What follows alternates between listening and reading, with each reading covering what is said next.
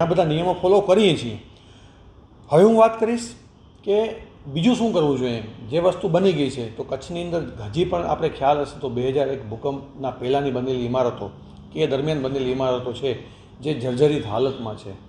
તો એ ખાલી ઇમારતો નહીં પણ ડેમ છે, બ્રિજ છે, પછી બીજા પણ કોઈ એન્જિનિયરિંગ સ્ટ્રક્ચર છે, આપણા બિલ્ડિંગ્સ છે, સરકારી સ્કૂલ્સ છે, આ બધી જગ્યાનું ઓડિટ થવું જોઈએ. આપણે કેમ બેંકમાં હર વર્ષે ઓડિટ કરીએ કે કાંઈ ભૂલ નથી થઈ ગઈ હોય તો સુધાર લઈએ, એવી રીતે આ બધે સ્ટ્રક્ચરનું ઓડિટ થવું જોઈએ.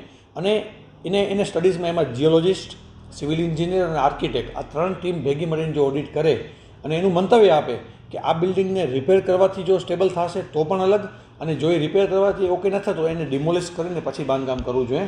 તો કચ્છને હવે ભવિષ્યમાં આ એક ઓડિટની જરૂર છે.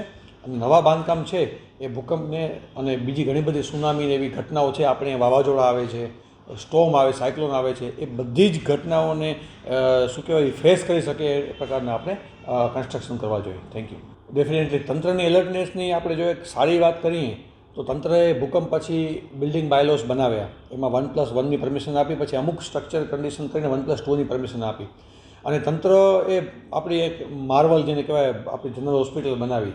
તો હવે તંત્રને હું આપના માધ્યમથી એ પણ અપીલ થઈ શકે કે આપણે નક્કી અમુક એક્સપર્ટ રિસર્ચરની અને એકેડેમિશિયનની સલાહ લઈ એક પ્રોજેક્ટ, એક મિશન હાથમાં લઈએ અને આવનારા જો 1 વર્ષની અંદર બધી જ બિલ્ડિંગનું સર્વે થઈ જાય, જ્યાં જરૂર પડે એમાં રિપેર થાય, જ્યાં જરૂર ન પડે એમાં ડિમોલિશ થઈ અને પાછી બિલ્ડિંગ બની જાય. જો એ પ્રકારની જો એક પ્રોજેક્ટ હાથ ધરવામાં આવે, મિશન હાથ ધરવામાં આવે તો આની અંદરથી જાન આવી. કારણ કે બિલ્ડિંગ તો શું છે કે પડી જશે તો બીજી બની જશે, પણ જો જીવ એકવાર જાય છે તો એ પાછો નથી આવતો. તો આપના માધ્યમથી એ પણ અપીલ છે કે ના, પૂરા કચ્છનું આખું ઓડિટ થવું જોઈએ અને આ રીતના બધે સ્ટ્રક્ચર જે છે એનું ઓડિટ કરી આઈધર રિપેર ઓર ડિમોલિશ કરી અને રીકન્સ્ટ્રક્શન કરવા જોઈએ. હેલો ભુજ, તો કેમ છો તમે?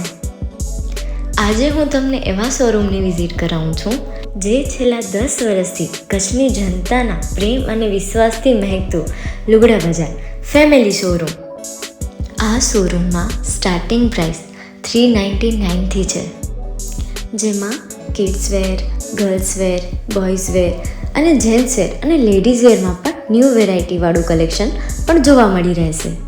અને જેન્ટ્સ માટે વેડિંગ કલેક્શન અને કુર્તા કલેક્શન પણ બહુ જ સારું છે. એનિમલ મૂવીનો પાર્ટ 2 આવે કે ના આવે, પણ એનાથી પહેલાં અમે લઈ આવ્યા છીએ લુગડા બજાર પાર્ટ 2, જેમાં તમને કિડ્સ વેરમાં વિન્ટર વેર સમર કલેક્શનનો ન્યૂ સ્ટોક આવી ગયો છે. લેડીઝ વેરમાં પણ ન્યૂ ડિઝાઇનમાં kurti, top and coat set best price थी स्टार्ट थाय छे. तो जेंट्स वेर में भी मिल जाएगा बॉस.